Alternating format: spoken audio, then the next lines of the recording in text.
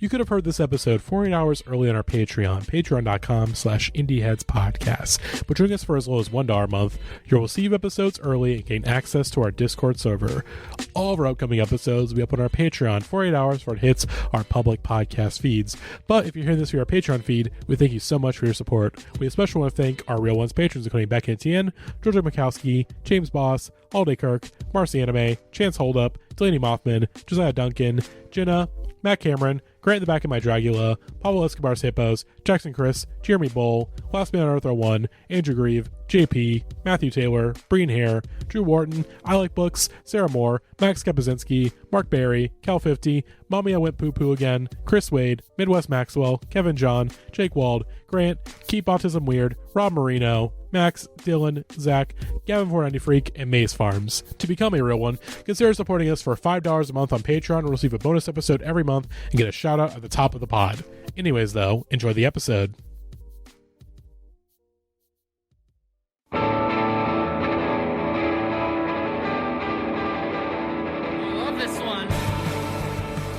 Hello, everybody, and welcome back to a very spooky edition of the Indieheads podcast.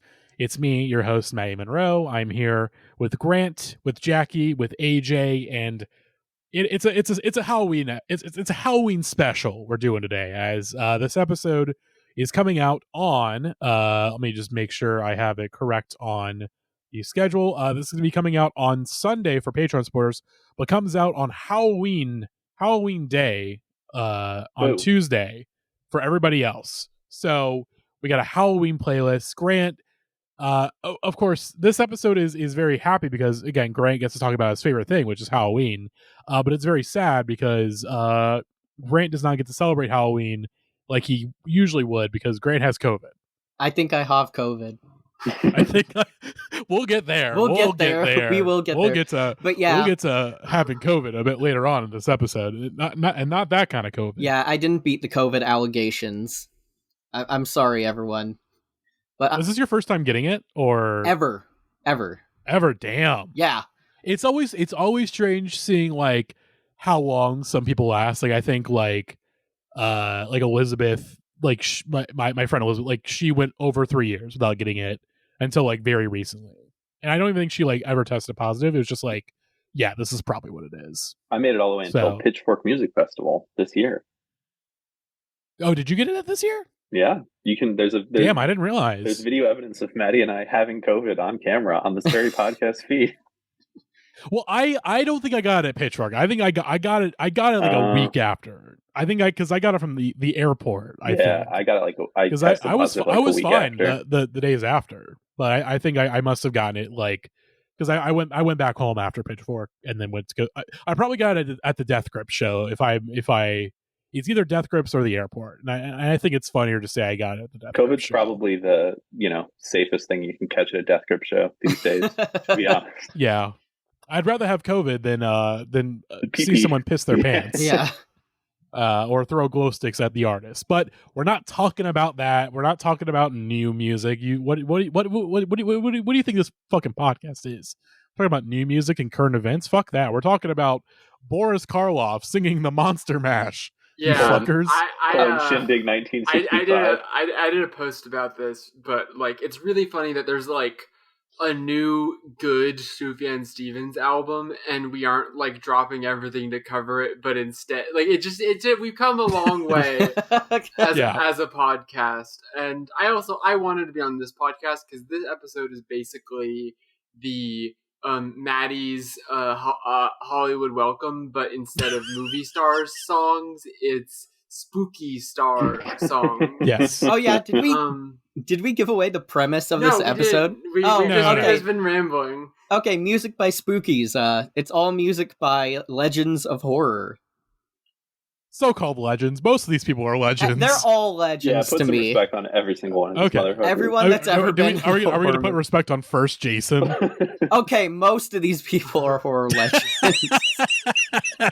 But this person is a certified legend. One of the all-time horror greats. I wouldn't say a Scream King because that's a different kind of genre of horror movie men, but this is one of the OG monster icon, the king Frankenstein's monster himself, Boris Karloff, and this is a video or a song of him singing the Monster Mash and the Lurch from the Shindig 1965 Halloween episode.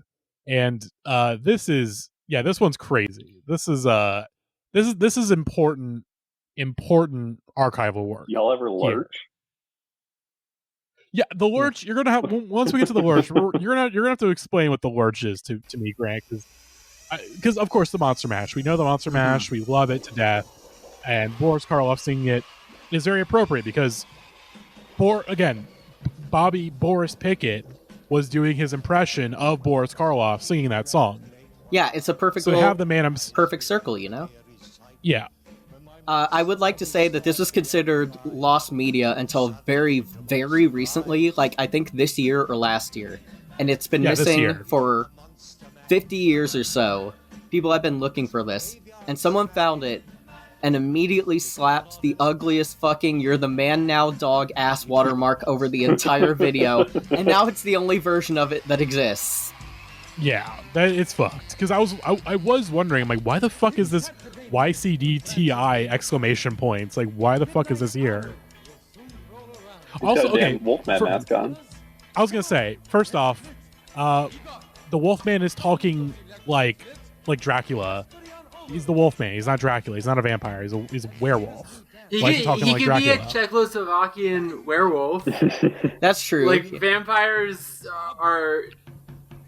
Well, that's true, but Lon Chaney Jr. never spoke with that kind of accent, you know. Well, yeah, but that's true. Come yeah, on. Larry Talbot wasn't Czechoslovakian, you know. Let Wolfman be Russian, vaguely. Yeah, okay. You know, Wolfman can come from all sorts of backgrounds. Mm-hmm. Exactly. These days, with the way this liberal pussy shit is going, it's more like Beagle man. This is incredibly Day. off topic, but did you guys see that right-wing political commenter guy that can't stop posting about women with 9-inch penises as like a rhetorical like as a rhetorical, he's like, we're supposed to believe this from the people that say that we're supposed to. He just can't stop bringing it up. It's so funny. What if the Wolfman came into the public bathroom and sucked me off? Freud never stops winning. He's undefeated. Freud never stops winning. What monster would you want to get sucked off by in the bathroom? Ooh, yeah. Probably the Bride of Frankenstein, if I'm not gonna lie. I feel like that's a coward's gambit right there, Matty. Oh yeah. Be a little more adventurous. Am I allowed to say Dracula all right. and his son? It is really funny how much the monster fuck has ruined my ability to take this song at its original setting. I wonder what Bobby Boris Pickett would think of that one. Okay, the Lurch. Okay, so now we're on to the Lurch, and we have this guy who Ted Cassidy. Ted Cassidy, who what horror? I mean, it's Adam's Family. Yeah, okay. This was a real song that was a hit in the 60s. They released it as a promo for the Addams Family because when the Addams Family first started airing, they would just get a shit ton of fan mail from teenage girls that said Lurch was hot. So I think it was the first okay, hear me out character, so they gave him a song. And I'm not joking, you can look that up. Which, here's the thing, it's important to know that fact because stan culture is not that's not an artifact of the internet. Yeah, Lurch would have been a Tumblr sexy man back in the day. Yeah, he would be the Lurch, and then he'd be that emoji that's the drop sweating and the tongue out. Oh my god, yeah. The girls who love the Lurch, they're posting in their diaries saying, "Can I say something without y'all getting mad at me?" I mean, what is Pete Davidson if not the Lurch? he's like the twink Lurch. Oh my god! Another fun fact about him is that his voice is so deep. The character's original name was the J. Coleverse. Oh, boo! Jesus Christ! Shut the fuck up! Shut up! Who's this guy out front? I like him. Yep. Looks like Igor, Yeah. I think. Crazy eyes. Yeah, okay. Can we talk about the fact that every fucking Igor that isn't in the fucking Universal Monsters, they make him like Peter Lorre, even though he never played Igor? That's fucked. Yeah. Everyone was just so mean to Peter Lorre. And this is before Young Frankenstein, where I think like that's maybe where the idea of like what Igor looks like comes from. Yeah. So there's been like a sort of downward trajectory of the Igors over time, where it's like, the kind of original was, a sort of fucked up looking dude, but now they're just like, imagine Igor, the sloppiest, lamest, most ugly piece of shit you could ever meet. Yeah, in they your make him a nasty life. little pervert now. They make him a nasty little freak. He's like the Ron Jeremy of monsters. Now he's tired of the creator. It's like what's happened to society. He's all sexy. I do gotta say that the scenes of the Halloween dance party, I want to be there so bad. This is really fun. I like this video. When I die, that is my heaven. Yeah, when you watch the Vincent Price Mask of the Red Death movie, you're like, I would happily die there. This party looks lit AF. Amen. That's my main takeaway from that film. Facts. But yeah, lost media, preserve lost media. Hopefully this video comes out one day without this stupid fucking water. Like, if you're going to put a watermark, I get it. If you found it, you want to claim it and want to make sure, like, hey, no one's stealing my footage. You can, put it somewhere else and still have it be like where you can't like crop it out or whatever. This is like the fucking Jag Thinda sign during like WrestleMania 2014. Make it fucking like semi-transparent. Yeah, that again, there's ways to do this where it's not annoying, or just having it pop up every, every couple, not every couple frames. Like, hey, a minute, hey, pop up this little thing. Boom, done. Yeah. Easy peasy. I tried to get a quick answer on Igor and got deep into a blog called The Frankenpod that's called We Need to Talk About Igor is the headline of the article. And it's long, and it basically is like Igor is not in the book. Also, the original 1931 Frankenstein film, Igor is called Fritz. So it is Young Frankenstein. I think Young Frankenstein is not the first Igor, but I think Son of Frankenstein is the first one that had Igor in it. Yes, that's what it says here. And then Young Frankenstein is basically what defines Igor as the way that he is. Mm-hmm. Yeah.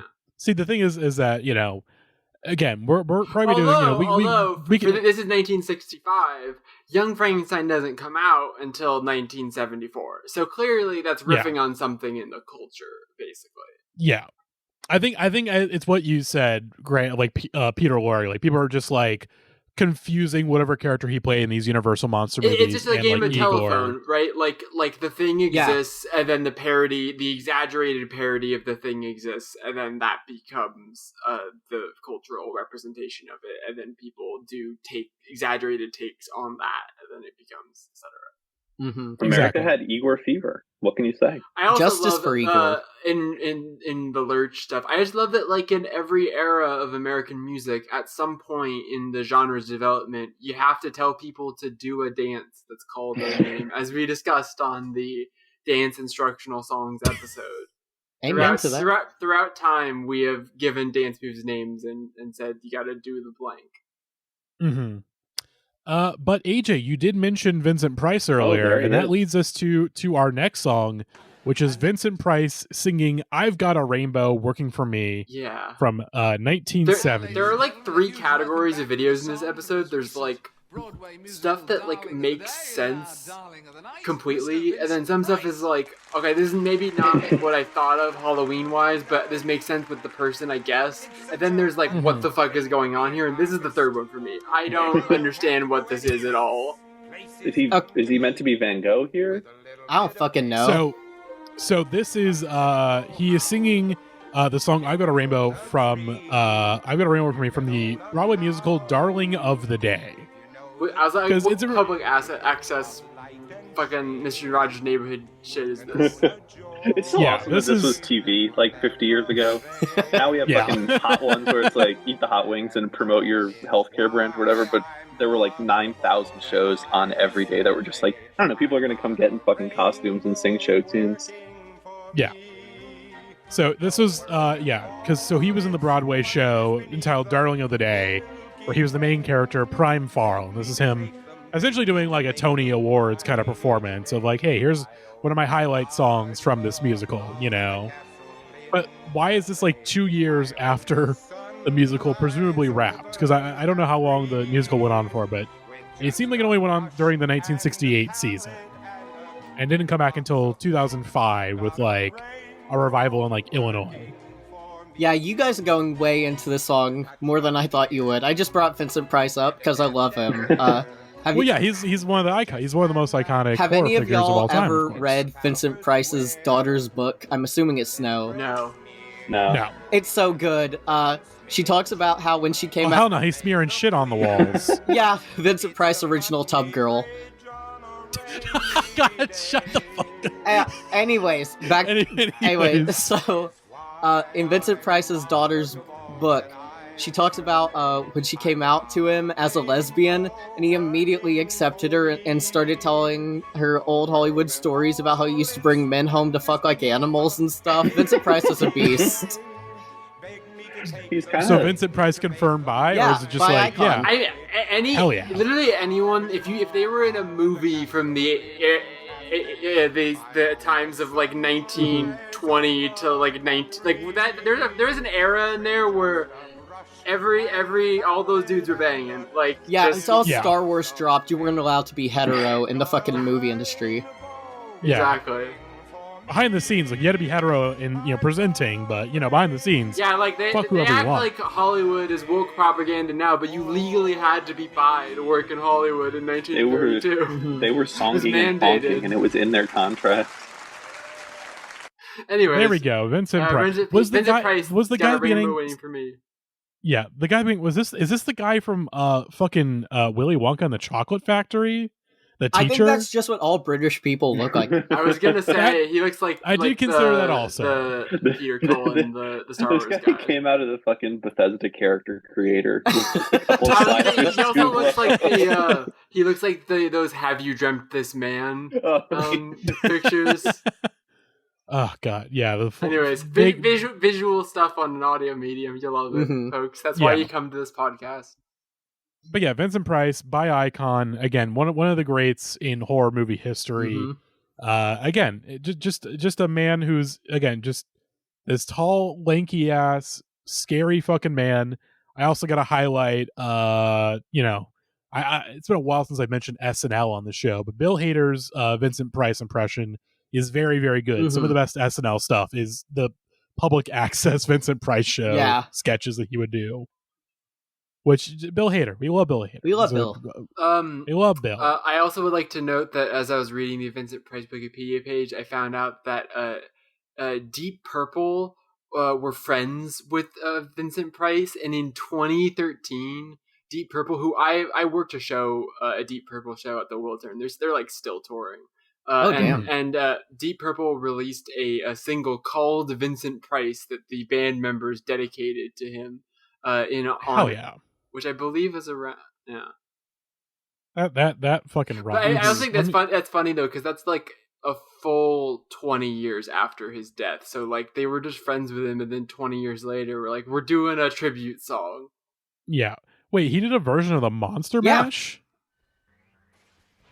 Mash from my laboratory in the castle. Oh I feel like if you needed horror stuff at this period of time, you can't not do a Monster Mash, right? Of course. This is true. Everyone had to do it, and it was like voting. Yeah. If Bela Lugosi didn't die before it dropped, he would have been doing one. Yeah, this is like a psychedelic version of the Monster Mash. Sounds the same, Matty. It does not sound that different. It's a little slower. The keyboards are a little different. Yeah, the keyboards and the tempo's a little change. It feels very, more 70s. Slower tempo. What were you say? Slower tempo. Did you and then I had to cough because I have COVID. Because you have COVID, of course. And I lost the thought. Anyways, let's talk about Rose's number one enemy. enemy. Nick should hop in the studio together. RT, if you agree. Oh god. Okay, this next one. Holy fucking shit! This next one. I can already tell this is going to be my favorite. So this is the Crypt Keeper from Tales of the Crypt, with their track, The Crypt Jam, Tales from the Crypt. Their track is the Crypt Keeper non-binary. I'm sorry. I don't want to assume the gender of the... Matty, pause real quick. This is very important. I was reading further in the Wikipedia page of Vincent Price to confirm, and when it mentions his intimate relationships with men, it links to the Wikipedia page for bisexuality. I just think that's really good. Wait, Scroll down to hang the on. end of the personal life section of Vincent Price Wikipedia page and click on the intimate relationships with men hyperlink, and it will take you directly to the Wikipedia page for bisexuality. Let's see. Invented by Vincent Price. Oh my God. What's Matty, bisexual? the intimate relationships with men. Matty, right there. Oh, here we go. That's so sick. It just takes you to the bisexuality. So in case you'd like to learn more about Vincent Price sucking and fucking men, here's the Wikipedia page for bisexual. Anyways, the Crypt Keeper, the Crypt Jam. That was very important that we covered that. Yeah, so we're going from a bi icon to a non-binary icon with the Crypt Keeper, because I don't want to assume the Crypt Keeper's gender. You know, I don't know. I listened to this playlist today, and also do not have the technical abilities to do this as quickly as I would have liked to. But if I had been given like 3 or 4 weeks, and I'm gonna do this, I want to make like a Philly Club dance edit of this song. It's very good. Oh, let's fucking go. I like this a lot. Yeah, this is I will literally play this unedited in my DJ set this weekend, maybe. This is a new Crypt swing song. That is the Crypt version of New Jack Swing. Yeah, this is like maybe a little racist. I don't know. I don't want to say, but like it is very like, oh, the kids love rap music. Let's do, but like that could have been very like that one YouTube video that's like the preachers rapping or whatever. But it's actually like they committed so fucking hard to this bit. Yeah. Yeah, this is one of the best videos I have ever seen in my life. Is the Crypt Keeper allowed to say the Crypt Keeper is spitting. I must say it. He's got bars. Also, I love all the cuts between the gore of the Crypt Keeper episodes and then like ladies' waistlines. It's so great. They've got bisexual lighting behind the Crypt Keeper. Also, they're in the Zion Ray from the Matrix set, but like with lower ceilings. Oh, here we go. All right, we gotta listen.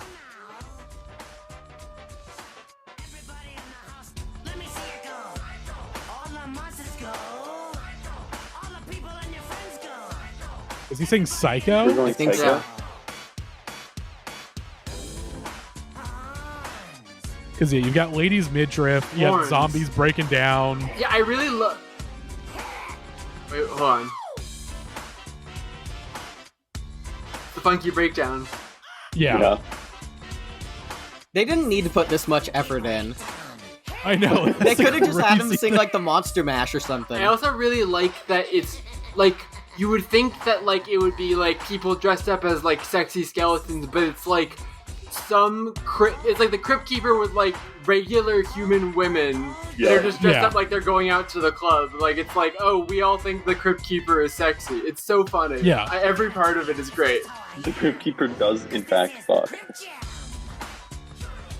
is my favorite brand of 90s novelty rap music where they're just explaining how hip-hop works to you for most of the song. Yeah.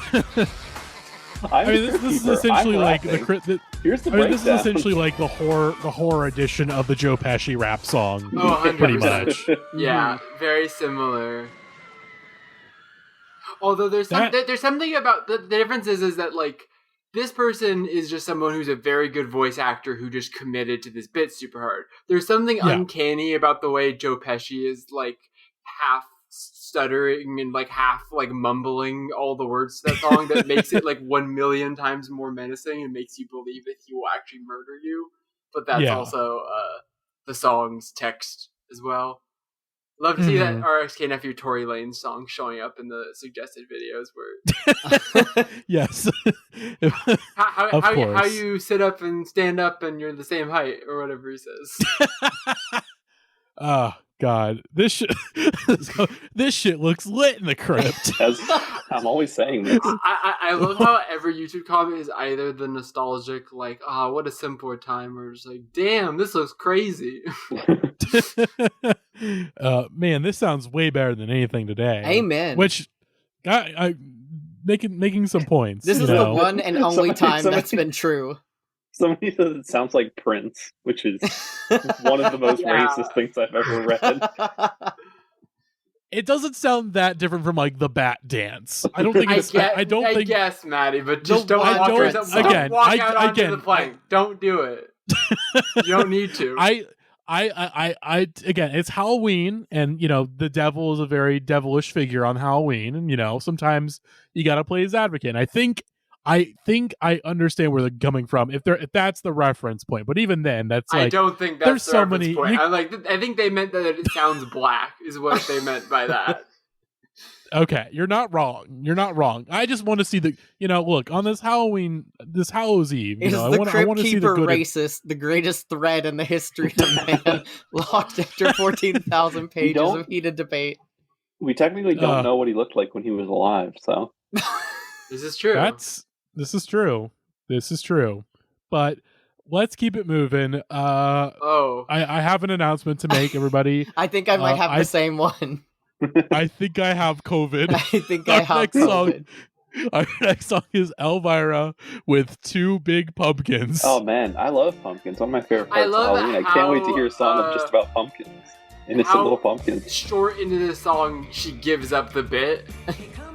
I mean, that's the whole thing with Elvira. It's just she's never been subtle about her Two Big Pumpkins, And this is released by Third Man Records, which I think is awesome. Shout out to Jack White. Yeah, Jack White saw this and was like, I gotta have a piece of that. Spoiler alert, star of Killers of the Flower Moon, Jack White. Yeah, and this was written by Fred Schneider of the B-52s. Which That's that awesome. rocks. Mm-hmm. Again, one that Elvira was game for it, and two, like, of course Fred Schneider wrote this shit, Another Bicon, Elvira. This is true. Matty, I didn't really get what the kind of twist with the bit that you were talking about is. What's going on here? Can you explain it to me?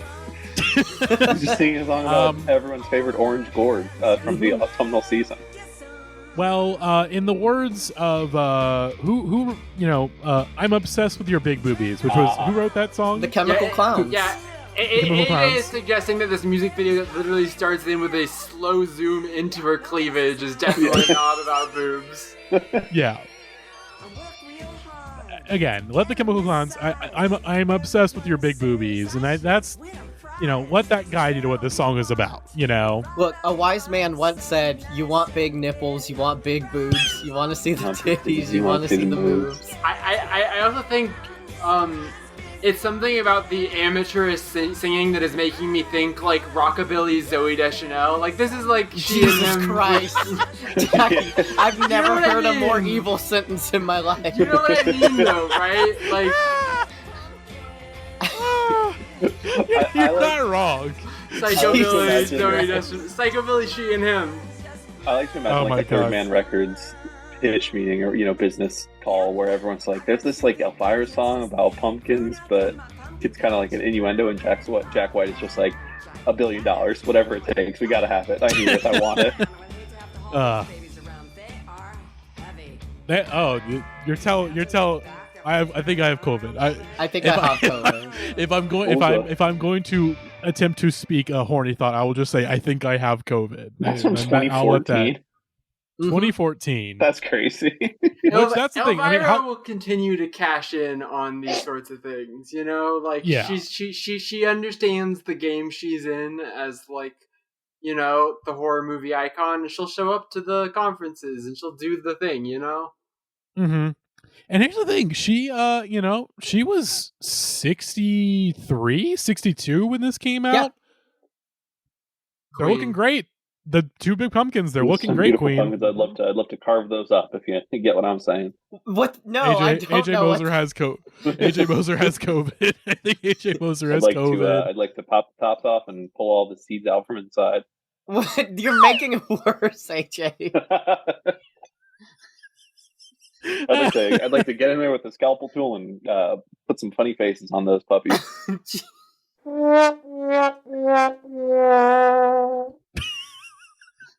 By the way, if you're ever interested in reading the Wikipedia page to Elvira, her early career section is basically like the plot of Showgirls. Like, she literally shows up to Vegas as like a 17-year-old and is like, let me be on a show. So shout out to Elvira. Okay, now is the time. I have a special present for my co-host. So, like, oh no, I have been trying to figure out how to get this song and by extension this music video into the podcast for a while. And at first, I thought I would like try to wedge it into the Eurodance episode, or perhaps come up with a topic around it. But I just couldn't. Except that it does, like 3 minutes into the song, have a Halloween-ish reference to it, which we'll get to. But the reason why I've thought about showing this video many times is because this is a Steam. Matty, you check the Zoom chat. This is a Steam video level video, and I would just love to get. I think it's important that we just like clear the air real quickly and denounce the awful sexual behavior of that last video. I think we need to remove the horny vibes from there and remind people that sex is not okay. And so let's listen to a song that I have played at more than one Halloween party. Latour's "People Are Still Having Sex." Oh, crazy beat! I love this. I know every word to the song, unfortunately. Oh my god! All the sperms. Oh my god! I feel like I'm already gonna have a seizure watching this. 3D animation yet. I'm expecting here we go. to start rapping over this. Oh my god! Not subtle. The 3D animation is of the female and the male it gets like worse, side. Matty. Just trust me. Don't worry. You don't need to make that comment yet. Have you noticed that people are still having sex? All the denouncement had absolutely no effect. Parents and counselors constantly scorn them, but people are still having sex and nothing seems to stop them. I love this new Yardak song. This is analog horror. Incredible. What's that?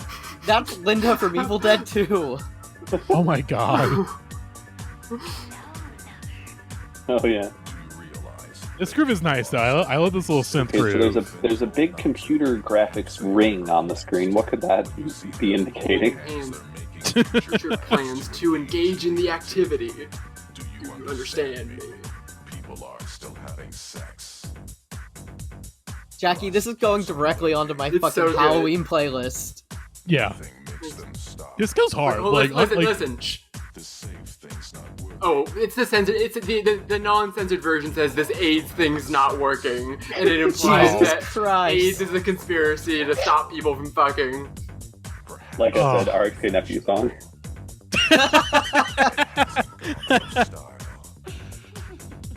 It's a countdown. We're Let's almost stop. to the Halloween, the very brief, like actually Halloween part of the song. You'll see what I mean. This is like the Yang to White Zombie's yin. Exactly, 100%. This is gay White Zombie.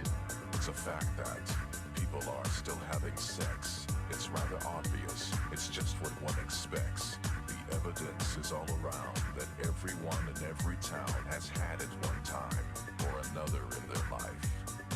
At this very moment, people are still having sex in a downtown condo or street in the projects. Although you can't see them or hear their breathing sounds, someone in this world is having sex right now. Yep. Amen. All right.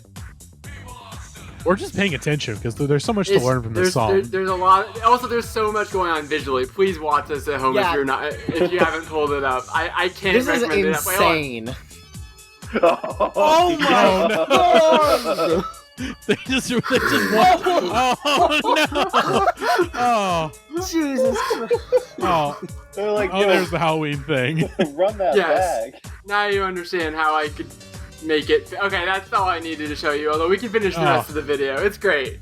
Great stuff. Yeah, this piano part. Ooh. This is like the end of the fourth Evangelion rebuild movie where they're just throwing shit on the screen. Exactly. This is exactly what's happening here. I love this group. I heard this. I was introduced to this song by a Jamie XX DJ set that I saw, and I was like, "Oh, I have to have that." I Shazammed it, and I've been playing it ever since. It's great. Jackie, this is the nicest Halloween gift I've ever gotten. Thank you for this. I feel like Will Toledo could do a really great cover of this. Come on. James Murphy. Yeah. Yeah. Like this is losing my edge. This is losing my edge, but that's a different kind of edge. Exactly. You know. Losing my edging, more like. This has lost my damn edge. I'm convinced that this is the same graphic designer who went on to make the Steam music video, and I will not be looking into that. I mean, this is 91. It's like around the same time. Yeah. So if you played that for Joe Biden today, it would kill him on the spot. No questions asked. What?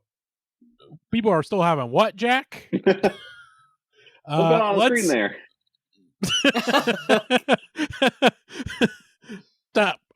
Elvira, what she got? What she got? Let's move on to our next song, which I had no idea this next one existed, Grant, and I'm so happy. You really? That this is. I mean, of course, this next one comes from the Coupe de Villes, which is John Carpenter's band. I guess did he just make this band for just the soundtrack? Or no, was this was a band. He's had this band for a long time. They started in the 70s. This is actually why I chose this instead of any of John Carpenter's orchestral stuff. This is a Music by Spookies fucking super group right here. It is John Carpenter. It is Tommy Lee Wallace, the director of Halloween 3 Season of the Witch, and Nick Castle, Michael Myers himself. Fuck yes. And that's the Coupe de Villes. Yeah, so let's listen to the Coupe de Villes, Big Trouble in Little China. For some reason, it's still showing it as Elvira, 2 Big Pumpkins. Can't forget. Thanks, YouTube. Obsessed with those 2 Big Pumpkins. Oh, there we go. Okay, now it's popping up as the proper version. Oh, it was just funny. I was like watching the video. I was like, "Wow, this is really technically well done." And then I remember, like, it's John Carpenter's band, you idiot! Like, of course, it's a good music video. Yeah. This looks like straight out of the MTV days before the MTV Craze playlist. Facts. Like, this is incredible. You know, like when you make a presentation in iMovie and you're like, I'm gonna use every single one of these fucking transitions. That's what this video is. It's just every single effect they could do, they do it, but it also works. I'm trying to get a better look, but I think John Carpenter has the coolest pair of pants on right now. I just love that, like, obviously everyone talks about, it's like a meme at this point. He's just like, I want to smoke weed and play video games and watch basketball. Yeah, please stop interviewing John Carpenter. But here's the thing.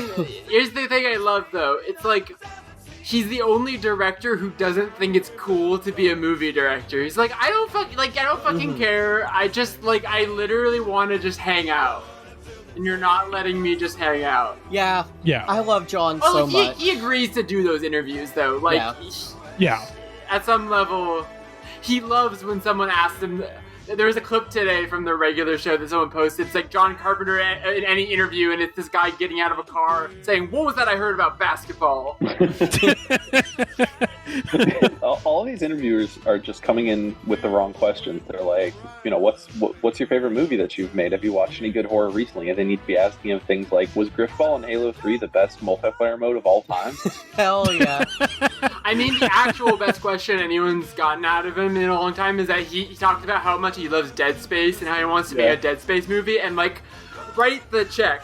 Write the fucking goddamn check. Once again, Why is this not happening?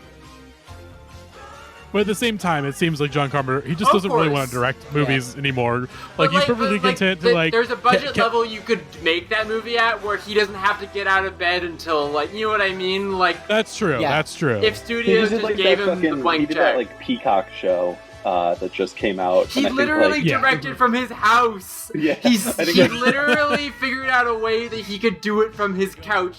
Fucking king. I love that, man. Before the show was even out, he was like, nobody watched it, they didn't get it. Fucking idiots. And they're like, John, the show isn't out yet, nobody's seen it. Yeah. Hey, I have a message for John Carpenter. Come into the Indieheads podcast Discord and wish me happy birthday, and I'll give you a $20 Steam gift card, please. Please. I love John Carpenter. I mean, he's obviously not trying to make movies anymore, but all of his instrumental music that he's still putting out is like genuinely incredible. All of those Lost Themes albums were tremendous. Oh yeah, I have all of them. They're like my go-to. I mean, the best part of like the best part of like the new Halloween sequels is him doing like all the music for them, like 100%. That's like the one, and Corey, of course. And Corey. That's like one of the good things you can say is like, the music, the music fucking slams. Has Corey ever made any music? Yeah, has Corey made any music? Let's do a quick Corey investigation. Oh, by the way, while we're once again my role this episode is to circle back around with things I should have known before from the Wikipedia pages of each song. But the "Hello Lover" sample in the "People Are Still Having Sex" song is from Evil Dead 2. I wasn't sure about that. That's right. Yeah. So counts. Let's see. All right. Campbell Rowan. Oh, isn't that the person with that has the album? No, you're thinking of Chappelle Rowan. I know. I'm working here at my job right now. You are? Oh. Yeah, we're working the Chappelle Rowan record, which is why I've been kind of silent about you guys talking shit about her in the chat. It was just like, hey, listen, people like her. Yeah, I'm doing very well. College radio. Even people I who have good taste beats me.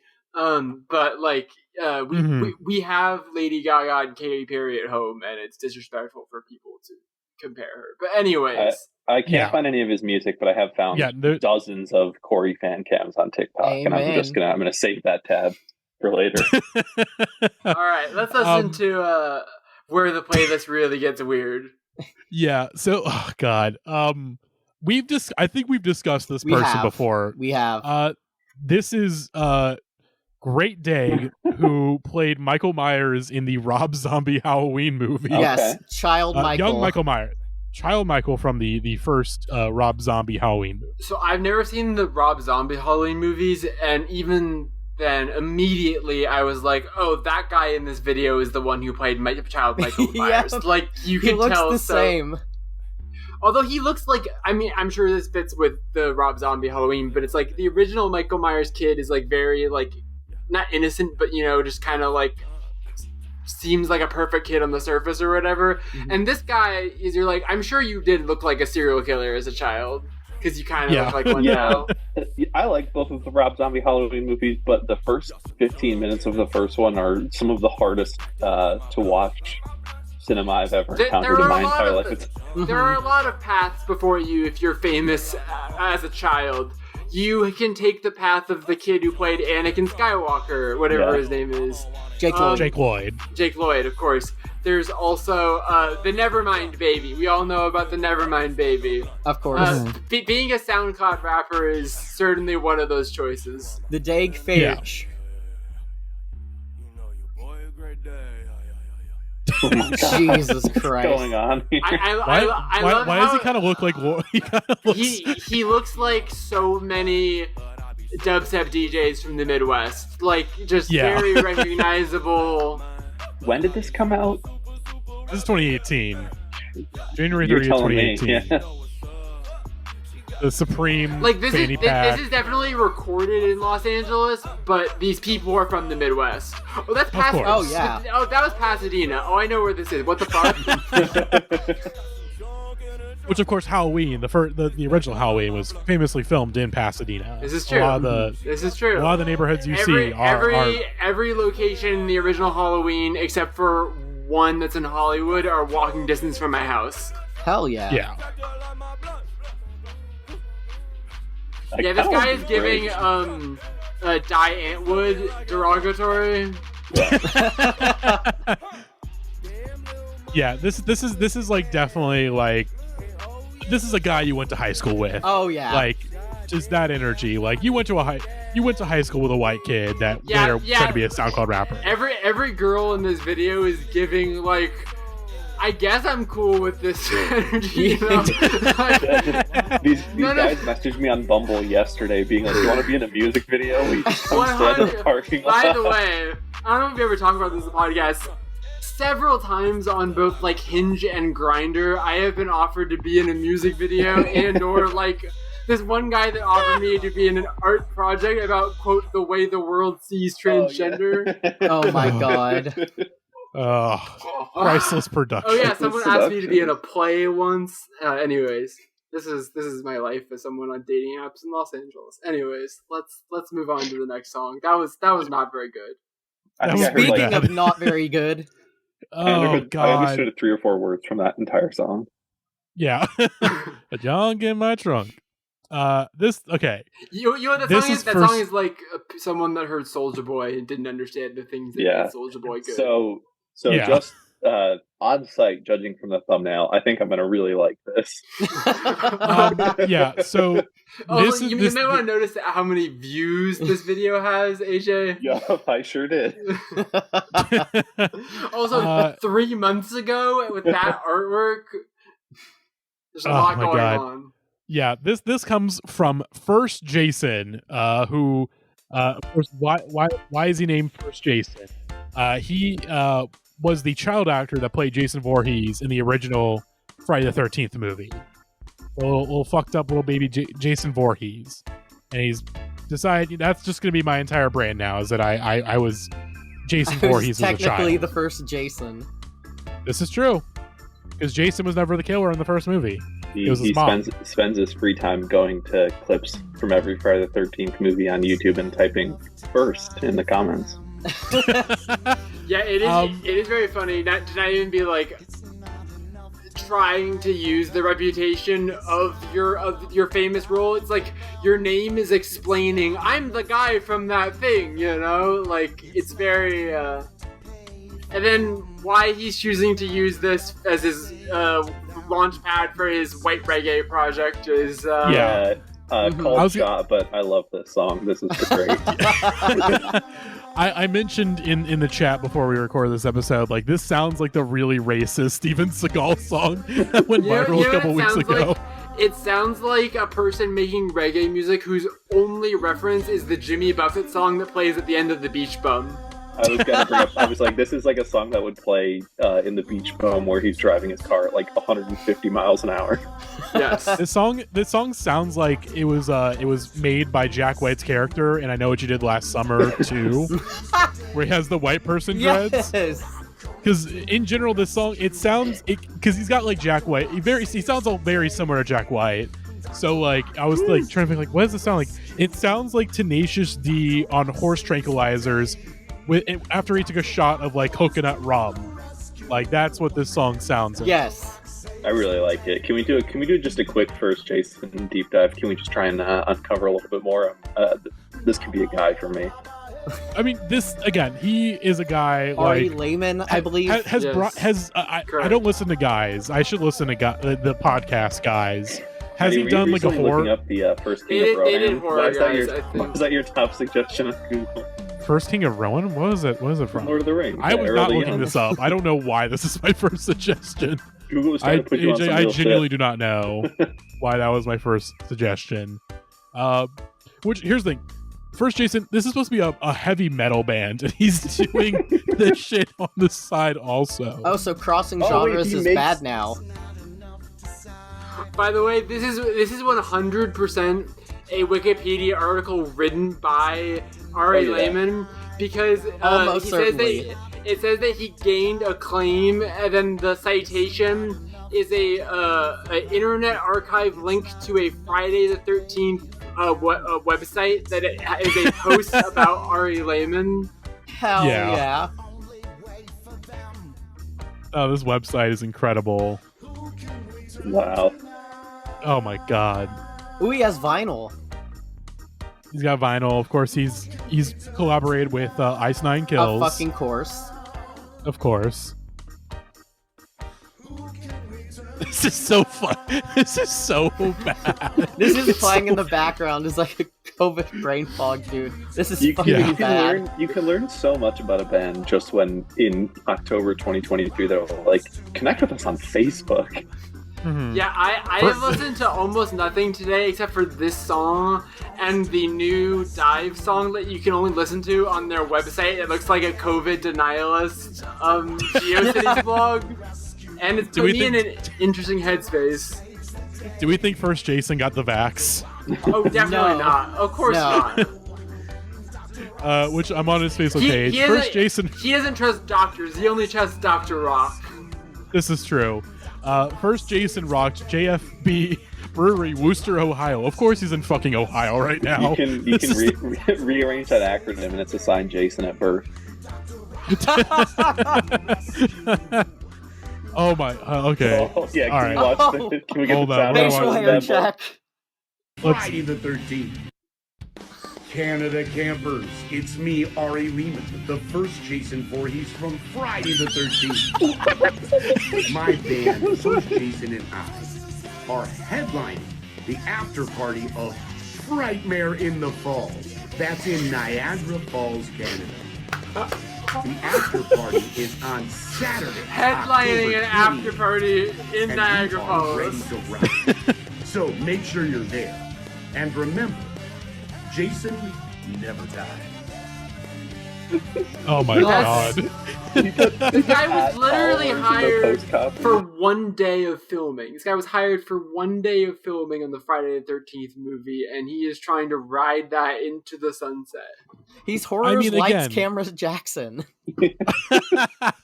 I mean, again, like this fucking guy, like it's like Hard Rock Cafe, Pittsburgh, Sunday, November 5th. Fuck yeah. Tom Savini made this guy his whole fucking career, essentially. Like, did the iconic Jason makeup, and this guy is just coasting off that for the rest of his life. It's honestly kind of beautiful. Yeah, the thing is, he doesn't wear a mask that he doesn't either wear the Jason mask or wear like makeup to make himself look. So it's like he's just a guy. Like there's nothing recognizable about him, and he also looks like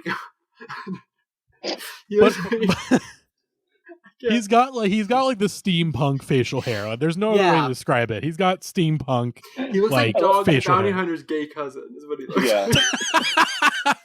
I love all the graphic design work they have to do on their event posters where it's like the band is called First Jason. We need another paragraph explaining that, okay, the singer of this band, Ari Lehman, played Jason Voorhees in the first Friday the 13th movie. We also have to play the clip from the movie where he pulls the lady off the canoe. You know what? I as someone who's had to write press releases for artists where I'm just sort of scrambling for any reference to something relevant that might be like, I get it, you know? You gotta work whatever angles you got. This guy doesn't have a very good angle. It's a thin branch that he's walked out onto. Yeah, but at the same time, if there's any freaks that like you can appeal to with this bullshit that like are going to fall for it, it's horror fans. Like, there's a great tweet that I saw the other day. Guy who's watched 100 horror movies. Texas Chainsaw Massacre is an absolute masterpiece, the height of slasher films in realistic textured horror. Guy who's watched 1,000 horror movies. Dude, you got to hop on Basket Case 3. Yes. Like, Matty, I feel like I'm being discriminated against on the podcast right now. Yeah, they're both right, is the thing. Yeah. Two things can be true. I'm the guy who's watched 1,000 horror movies. I love the fucking weird, nerdy shit, you know? Like, I appreciate and love that stuff, you know? Like, fucking... You're talking again. I'm not. That's not meant to be a insult. Again, it's Halloween. I celebrate all horror of all kind, especially the good, the bad, and the ugly. You know, bad horror movies are some of the greatest things in the world. So here's the one very short paragraph of his Wikipedia page labeled "Music Career." In 2004, Lehman formed his punk metal band, whose name First Jason is based upon his role as Jason Voorhees. Self-explanatory. First Jason has independently released 2 albums. Jason is Watching, 2009, with Chuck Nefarious from Chicago death metal band Macabre and Amit Shamir Cleaver from New York hardcore band Cro-Mags. So, and then Heed My Warning is the 2013 album described by Uber Rock UK as a brand of thinking man's horror-themed rock. In 2019, he performed vocals for the acoustic version of the song Thank God It's Friday from Ice Nine Kills and their album The Silver Scream Final Cut. Ice Nine Kills are a metal band that have horror-themed lyrics, as you can probably guess.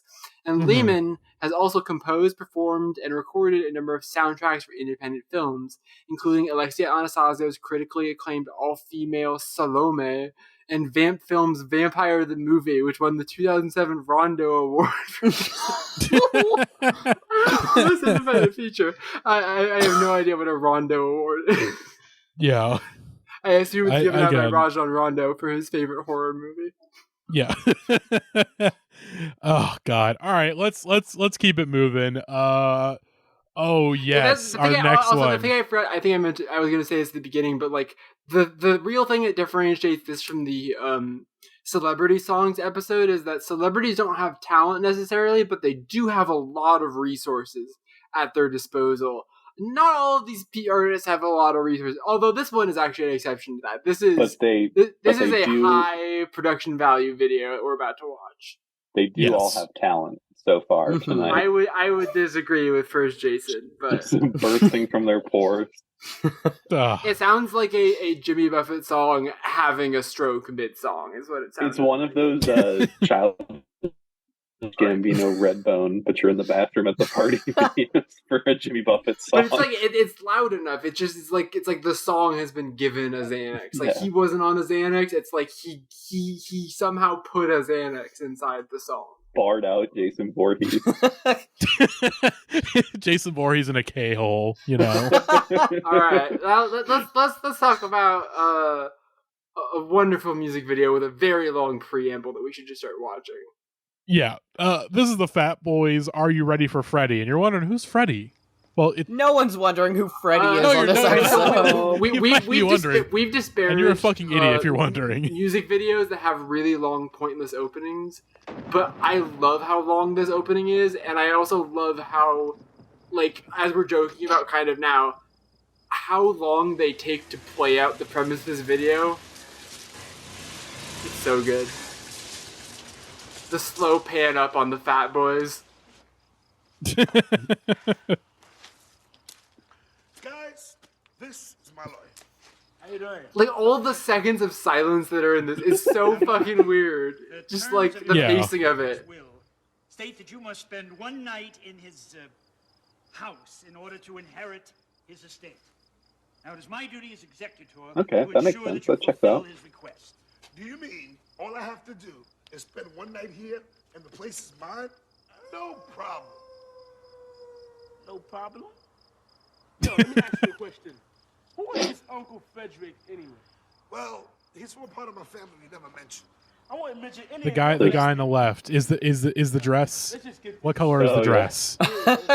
Is it gold and white or blue? The layers of this, I know we're taking this too seriously, but the layers that they're all dressed up like Freddy Krueger, but also that they're pretending to not know that they're at Freddy Krueger's house on. Oh wait, the camera's panning up. Oh no, they're on Elm Street. Oh no. Uh-oh. And then immediately the premise is just abandoned, and it's so awesome that like Freddy, like at least like this is like probably, let's see, what year is this? This is like the late 80s. So this is like the worst of the worst of the Nightmare franchise. Like this is where they get really, really bad. And it's funny because the unspoken lore of Freddy Krueger is that he's a child molester. Yeah. He's a child molester and murderer. Like, that's the unspoken. That was in the original script, but like, I think Bob from New Line Cinema was like, hey, dial that back a little bit, you know? Which I think which I don't think was a bad idea, which is probably why the remake kind of sucks. Yeah. The remake sucks for a variety of reasons, but... Did Wes Craven direct this one, too? This music video? Nah, he would never. He wouldn't touch something like this. Oh no! They Don't really were fall just asleep. pimping out Robert Englund to do fucking anything in that costume in the 80s, dude. Is that him? Which he was happy to do it. Yeah. Like he was. It's like another guest of this episode that we'll get to in due time. Like He takes his money's money. Yeah. God. In the remake, I believe the first one had Jackie Earle Haley, who was Rorschach in Zack Snyder's Watchmen, as Freddy. I feel like I'm getting, obviously, I'm very hung up on the intro to this video, but my favorite part about it is that it has the exact same, like, writing cadence as, like, post-solo franchise movies, where it's like, my dad comes from a side of this family I've never talked about. His name's Frederick, and I'm not going to tell you what his last name is. Like, you know, it's like, oh, my name's Han. Hey, Han, do you have a last name? It's like these leading questions that are, like, it's so great. I love it. The thing I was caught up on from the first minute is how the acting and production values were basically just identical to the start of a porno. Also, I watched this video and I'm like, we used to be a proper country, because even though it is, like, very clearly low budget, they put so much effort into it, because you can't just stand in front of these kids these days and their green screens and their Apple wallets. Here's the thing: why was there not a Megan Hyperpop song? That just money. You're just leaving money on the table. That is true. She sang "See Is Titanium" and it was on the soundtrack. Okay, I stand corrected. Who do you think she's gonna collab with for Megan 2? I'm gonna say Poppy or fucking Rebecca Black. Yule. Who wrote the who wrote the Grimes. ABCDFU? Obviously, it's gonna be Grimes. Oh god, it's gonna be Gail. It's gonna be Gail. No, it's gonna be Grimes writing a song about how she's a robot. Grimes was already in Cyberpunk. I don't think he can do that like twice. They're the fat boys and they're eating food. Oh hell no! Wait, hang on a second. Which movie was this like tied to? I'm gonna guess probably 4 or 5. Yeah. It's. Let me see. Let's do a quick Google search when this song came out, 1988. So I think this was the theme for 4, Cream Master. Yes, the Rennie Harlan one. That one's good. I like this one. Yeah, that is the Rennie Harlan one. Hell yeah. And that's one of the. That's. I mean, it's not like the worst of the sequel. I mean, the worst sequel is Freddy's Dad. Yes, that is the undoubtedly. I will say though, in general, the real "We Used to Be a Proper Country" about this, and of course, this is obviously something that Demi Adijuibe has made note of. We should go back to having rap songs at the end of movies that describe to you the plot of movies. Yes. Yeah, well, I don't want to spoil Killers of the Flower Moon for anybody, but let's just say you'll be pretty happy with how that movie ends. My name is Martin Scorsese, and I'm here to say indigenous genocide is bad in a major way. In a major way. Jesus Christ. God. And the funniest thing is that is how that movie ends, actually. Yeah. All right, we got 2 more songs left in the playlist. And again, Hello Zepp. Let's kick in Hello Zepp right now in the edit. We're talking some Saw icons, the first of which is Shawnee Smith with the song Please Myself. Amanda. So I was told, like, Jackie, you need to hear this. And I have not seen a single Saw movie. This is famous about me in the Discord. I just know everything about them because I am in the Discord with all of you. Yes. But I have seen her famous cameo that she recorded for this podcast. That she recorded in bed at like a whisper volume. And I was like, I wonder if that's going to be the vibe of her music. It is. That is exactly the vibe of her music, down to the ASMR whispering. And this is basically like we have Portishead at home, but there are worse things to do musically. This is pretty good. Sure. Yeah. Yeah. But yeah, this is just like what I assume anyone who had sex in the 90s that was goth, like I assumed this was what was going on at the time. Here's the thing, though, Jackie. This song came out in 2007. That is true, because once it gets to the chorus, you realize that it's like butt rock via Portishead, right? Like, yeah. It kind of sounds like a Naruto opening theme, actually. To me, the riff, I like the beginning of it. Once it transitions to this part, it's giving, are you ready for Sunday Night Football? Yeah. Yeah, this riff is simply too Ram truck commercial for me to really get down with it. It's like Evanescence Portishead is what they were going for, but the riffs don't really hit as hard as they need to be. Also, Shawnee Smith is good at whispering, but that's because she's not like a great singer, you know? Like, it's not like she whispers and then can hit this crazy note. It's fine, she's a great actress. But, I was not surprised that the woman who left us a way too sensual cameo makes music like this called Please Myself. Yeah, I was rewatching that cameo like a week ago, and I think my favorite part of it is at the very end when she's like, "Thank you, Natalie, for sending in this cameo request. You'll be in my thoughts." And Gavin just immediately goes, "No, you fucking won't." But again, there's a non-zero chance though. There's a non-zero chance though, Grant, that she has thought about doing that cameo. Was that the true. Maroon 5 era where we were just getting the most haunting celebrity cameos? Yes, I think that was 90s rock. 90s rock, of course, yeah. Do we all know that Shawnee Smith and Missy Pyle were in a country band? Yeah, called Missy Smith and Pyle. Oh, that rocks. I like the album cover here. It basically just could be a Puddle of Mud record. Apparently, they started the band because they were stuck in traffic going to Coachella together, and they were like, "I've always wanted to be in a band," and so they decided that they should. They were originally going to call themselves Dirty Bird, but due to that name already being taken, they decided on Smith and Pyle. That's beautiful. Back then, they could have called themselves First Jason. That name was still available. Wouldn't be taken for too many more years. It's like the horror version of like the Prince cover band that like Maya Rudolph is in. Princess, I think, is the name of the cover band. I had no idea that existed until there was a Prince cover band that Maya Rudolph, of course, Maya Rudolph, who also was in the Rentals, also for a period. What? Yeah, she was in the Rentals. What the fuck? I am absolutely obsessed with Wikipedia articles for low-level famous people are my favorite shit in the world. Here's performances. The band performed at a USO show for a Navy SEAL reunion on July 19th, 2008. They described their performing for the troops as, quote, awesome, regardless of the attendees' age. And then the source is the official website for Smith and Pyle. Hell fucking yeah. Hell yeah. Here we go. Maya Rudolph is one of the members of the Rentals. There's a giant list of past members. Jesus. Good again. Solid butt rock stuff, in my opinion. I gotta say it. Solid little butt rock material. You know. Again, just very funny. Seeing the comment. The very sincere horror fans are the best. They're so sincere, and I love them dearly.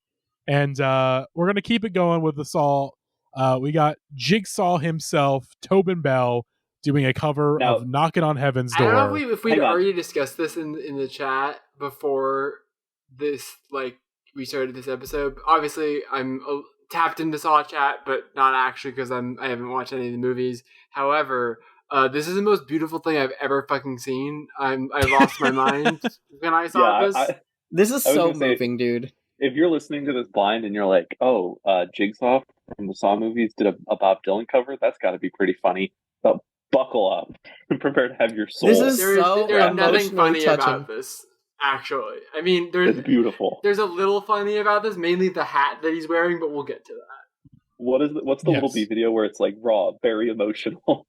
Yes, exactly. This video is that No Black Person Is Ugly, yes. or is that I Love You? I Love You, maybe. Yeah, it's got to be I Love You. Yeah. It's Knockin' on Heaven's Door from Tobin Bell and Mary Spender. This is just a genuinely beautiful cover of the song. Like Tobin Bell has a very like Johnny Cash energy to his voice, and it's kind of beautiful.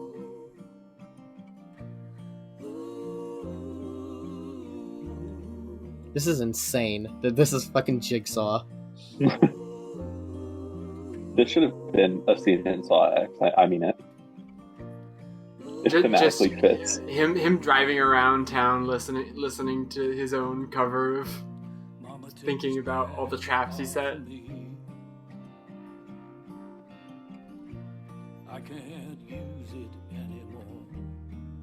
This is my Tom Waits. Yeah, imagine being in the studio I was gonna say, Jigsaw. I don't wanna speak anything into existence because we love Tobin Bell here, but this is giving a David Bowie Black Star a little bit. Oh my god. For real.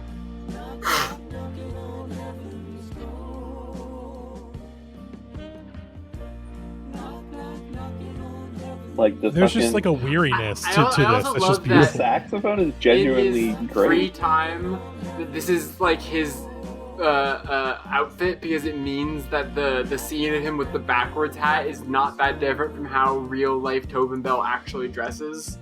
Like he just turned the hat around and he's like, all right, now I'm John Kramer in disguise.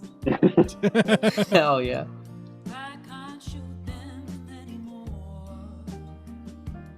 We're just vibing. One of the studio musicians messed up. They would wake up, hanging above a vat of acid and would hear, you played the G chord when it was meant to be the C. Now, if you want to keep your finger.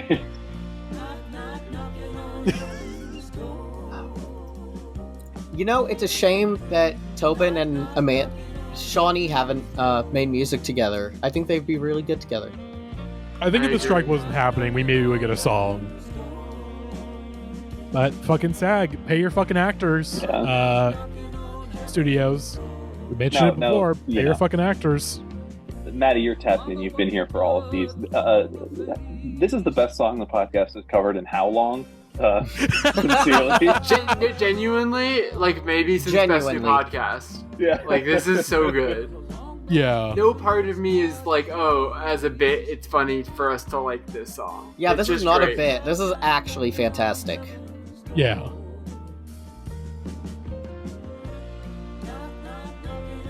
Again, why have they not gotten Tobin to make a song for the Saw movies? Like, come on.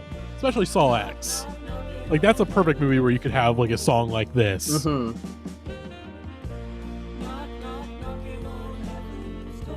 Imagine getting the call to be a studio musician for Jigsaw.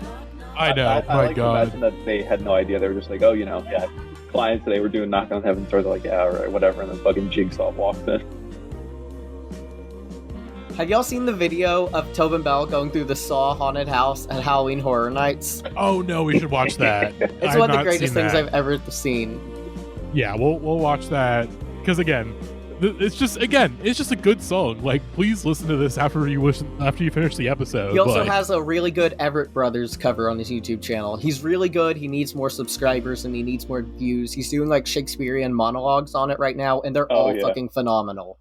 I'm doing the fucking David Lynch cow for your consideration Lord or anything outside of the Academy, but for Tobin Bell and Saw X this year. I'm not. I also read a lot about him, and like he has like a great attitude. He basically like started working in Hollywood as like a background actor, and he's like, other people don't see any value in this, but he's just like, he would take any extra gig or any tiny one-line part he could in any movie. Including a bunch of uncredited movies before he got his first role, like just on like big directors' movies, so that you could like learn the craft and stuff. He's just a cool guy. He was in The Firm. He plays the Nordic man in that movie. It's great. Yeah, he's in the Sopranos. Like again, he was a working actor. Watch. I posted the clip in the chat. Tobin Bell on Seinfeld. Yes. Oh yes. His Letterboxd profile is a beautiful thing because it's all of the Saw movies and it's related because it's the Tobin Bell Seinfeld bit is he's a record store employee, so relevant to our podcast. Yes, but let's watch him brave the Saw Halloween horror maze. Hi, I'm Tobin Bell. I'm outside the Saw maze at Universal Halloween Horror Nights, and I'm looking forward to taking a walk through right now and being terrified. So do you want to play a game?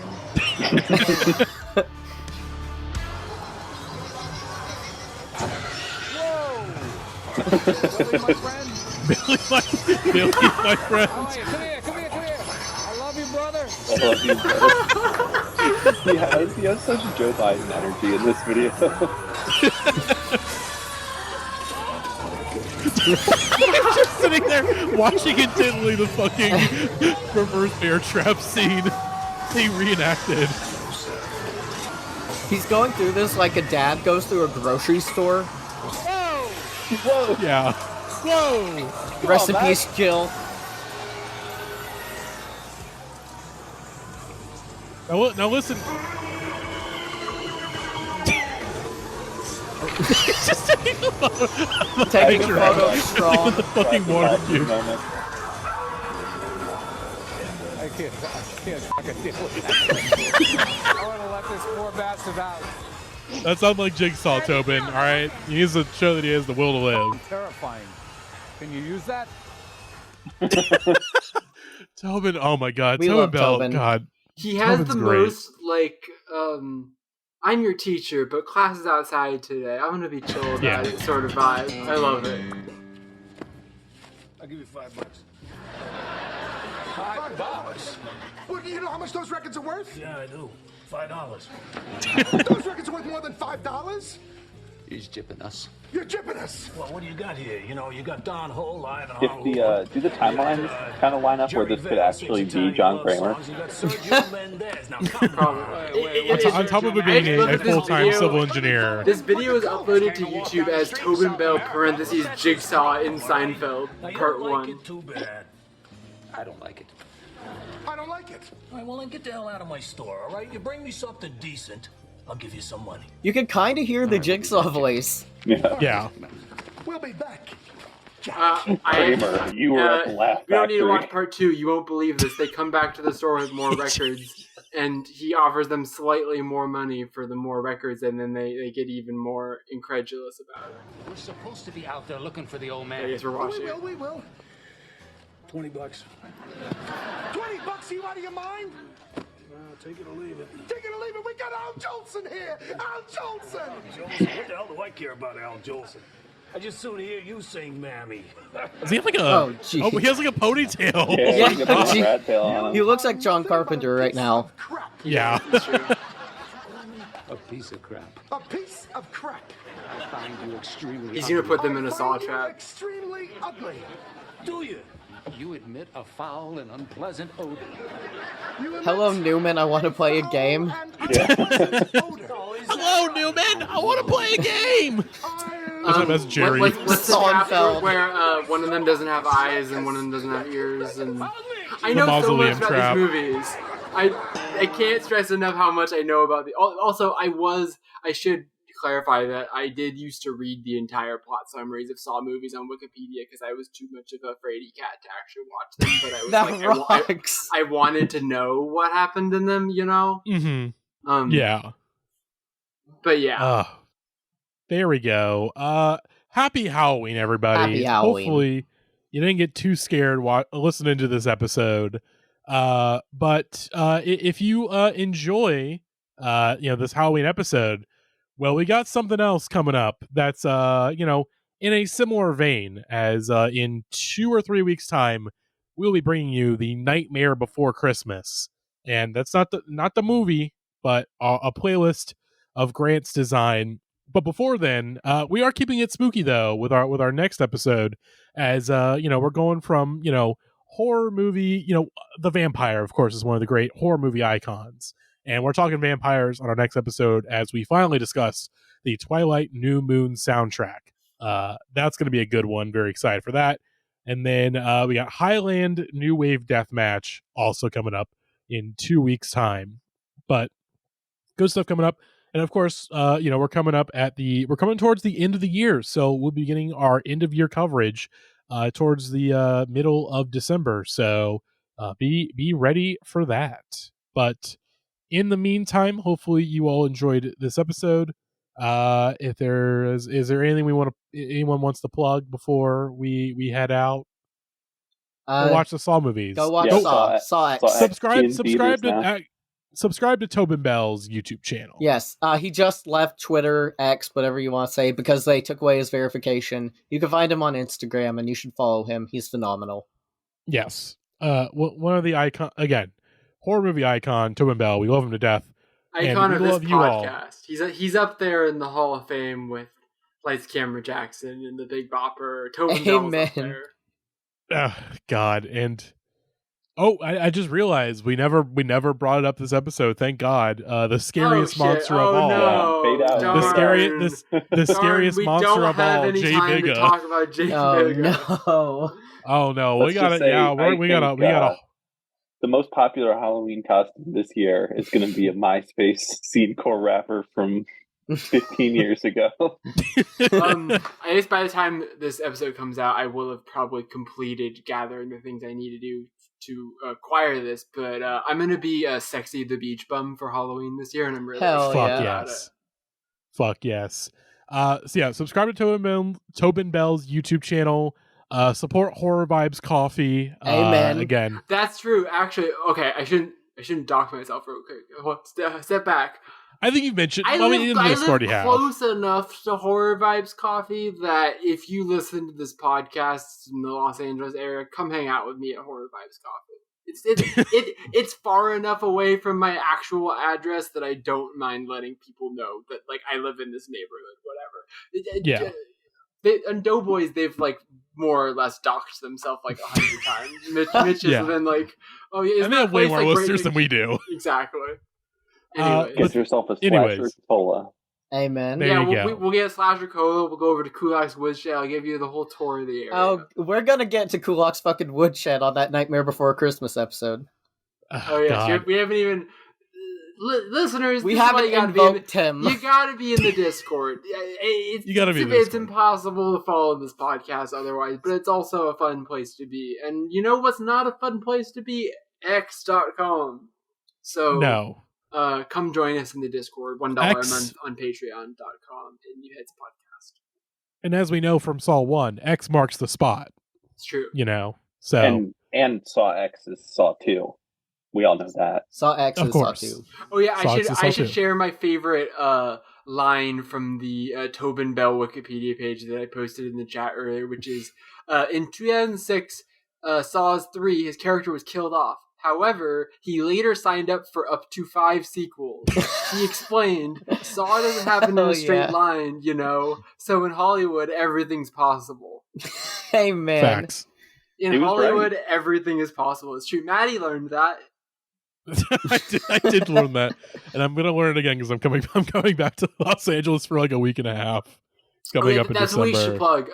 If you're gonna be in Los Angeles in early December and want to come kick Marty's ass, come to the drawing room on Sunday, December. Well, one of them is actually going to be my birthday eve. So if you want to celebrate my birthday and kick Marty's ass, come to the drawing room on December 10th. Yes, Matty will be performing Pink Chocolate in its entirety. No, I'm not. No. Could you imagine? Well, I do Lucchini's juice. I'll do Lucchini's juice. Like, hey Fabio, I need you to pull something up for me on YouTube. Just trust me on this one. I would get again. Like I would if I did Pink Chocolate. I would get banned from life. Exactly. I would get banned for life. Never see Jerry Trainer again. Did you they started banning we need to end this podcast, but I want to mention this. So of course famously the drawing room does not allow Disney or Creed songs to be performed. That's been the rule since I've been going to drawing room like over 2 years ago. Now Creed is catching a stray bullet there. What's going on? Amen. Here's an easy answer. It's Luke Phillips' fault. It's our good friend of the show, Luke Phillips, helped get banned from drawing room because him and other patrons of the bar did too many Creed songs in one night and got them banned. You see the video of the guy in the custom Scott Stapp jersey doing the halftime show a cappella that was on Twitter the other day? Beautiful thing. Yeah, the Halloween costume of it's beautiful. But if you go to Fabio's website, fabiosongs.com, you will see that he's banned a couple other artists. He's now banned Nickelback and the Red Hot Chili Peppers. Damn. And noted that it's a venue request, which here's the thing. This podcast, Red Hot Chili Peppers, you want to ban them? Fine by us. Totally okay. You under no circumstances have to California. but no, even this user is from Los Angeles, California. maybe I'm the biggest hater of that band. It's fun to do those songs at karaoke because you just get to do the sex criminal voice. AJ, you're not allowed to hate that band and like Fish. You just can't. That's so fucking unacceptable. Gavin is somewhere screaming right now. Is 14 into Google. Obviously, the worst thing you could hear at karaoke is a Disney song, so he's right for that. That's the best rule. I'm very happy with that it immediately eliminates the theater. People will still always want to do show tunes, but you just have to remove all of the 90s Disney songs because no one wants to hear fucking the Mulan song or whatever, right? Yeah. Yeah. You have to do like a cool musical like Rocky Horror or something. Yeah. But Nickelback though, I got a problem with it. Again, banning Nickelback, I got a problem. Well, Creed, of course, I have a problem with, but that was before my time. It's Creed. I get it. The reputation is finally starting to improve. But Nickelback, come on. That's so like 2012 to ban Nickelback. Mm-hmm. Like, come on now. It's bullshit. All right, so we need to end this episode. I have an idea that I can take us out on. So, okay. I am just going to read titles from Tobin Bell's filmography, and then you can like slowly fade me out eventually because he's been in like so many movies, and as any horror actor tends to do, a lot of these movies have really great titles that you've never heard before. So I'm going to start reading them. I'm going to mention some of the big ones, but I'll just keep going. Manhattan, Tales of Ordinary Madness, Sophie's Choice, The Verdict, Svengali, Mississippi Burning, False Identity, Loose Cannons, Goodfellas, Ruby, Boiling Point, The Firm, Malice, Serial Killer, Quick and the Dead, Brown's Requiem, The Best of Best 4, Without Warning, The Fourth Floor, The Road to El Dorado, Good Neighbor, Power Play, Black Mass 2, City of Mass, Saw, Saw 2, Saw 3, Buried Alive, Decoys 2, Alien Seduction, Haunting Hour, don't even think about it, Boogeyman 2, Saw 4, Boogeyman 3, Saw 5, Saw 6, Saw 3D, Dark House, Finders Keepers, Phantom Halo, Manson Family Vacation, Rainbow Time, Jigsaw, The Sandman, Beelzebub, Ice Cream in the Cupboard, Gates of Darkness, My Father's Legacy, Eileen Warnock's American Boogeyman. So never leave me lonely. Tell me you love me only, and that you'll always let it be me.